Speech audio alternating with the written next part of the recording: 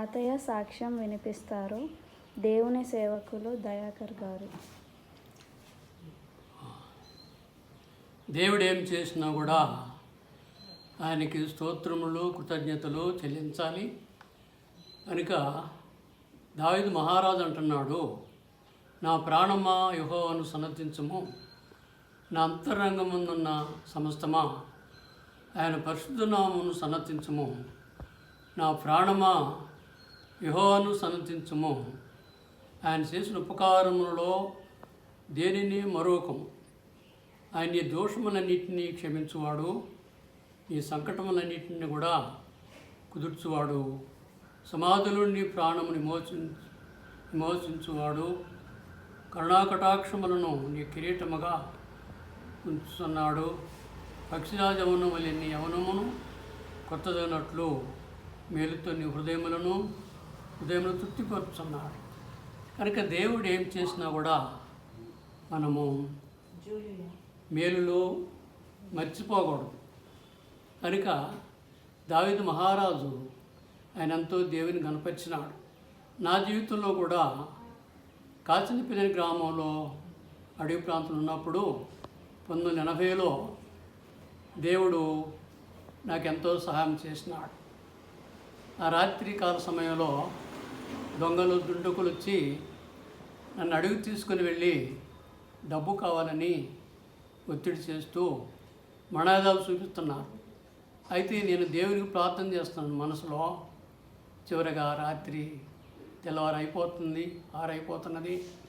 గ్రామంలోకి తీసుకుని వచ్చారు. మాకు ఆకలి అవుతుందన్నారు. నేను కూడా అన్నం ఏర్పాటు చేశాను. తర్వాత అడవికి వెళ్ళిపోయినారు. మరలా వెళ్ళినట్టే వెళ్ళి తిరిగి వచ్చినారు.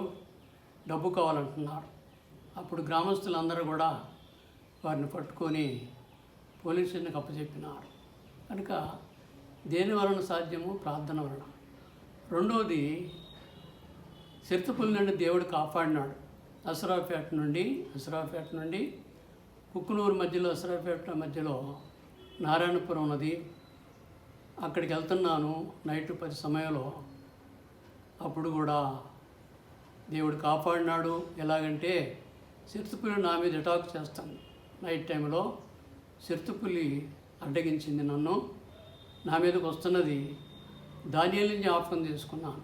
ఫిబ్రవరి 13:8 యేసుక్రీస్తు ప్రభువా నిన్నడు ఏకరీతిగా దేవుడు, దానియేలు కాపాడిన దేవుడు, ఈనాడు కూడా నన్ను కాపాడు, ఈ సిర్తపల్లి నుండి ఈ భయంకరమైన క్రూరజంతువులను కాపాడమని ప్రార్థించగా ఆ రీతిగా 2 సార్లు అటాక్ చేసినది సిర్తపల్లి అడవిలోకి వెళ్ళిపోయింది.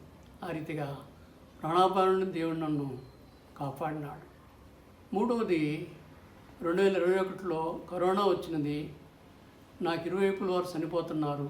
కుడి పక్కన ఉన్నవారు చనిపోయినారు, ఎడం పక్కన ఉన్నవారు చనిపోయినారు. హైదరాబాదులో యశోద హాస్పిటల్లో ప్రభువా నన్ను కూడా నీ రాజ్యంలో తీసుకోనంటే నీకు 2 రాజులు 20 వచ్చిన ప్రకారము నీకు ఆయుష్ పొడిగిస్తున్నాను అన్నాడు దేవుడు. కనుక ఆ రీతిగా దేవుడు చేసిన మేలు ఉపకారములు దేన్ని మర్చిపోకూడదు. కనుక ఈ సాక్ష్యం సత్యము, అక్షరాల సత్యము అని మీరు కూడా విన్నందుకై, మీరు చూస్తున్నందుకై మీకు అనేక వందనము చెల్లించు.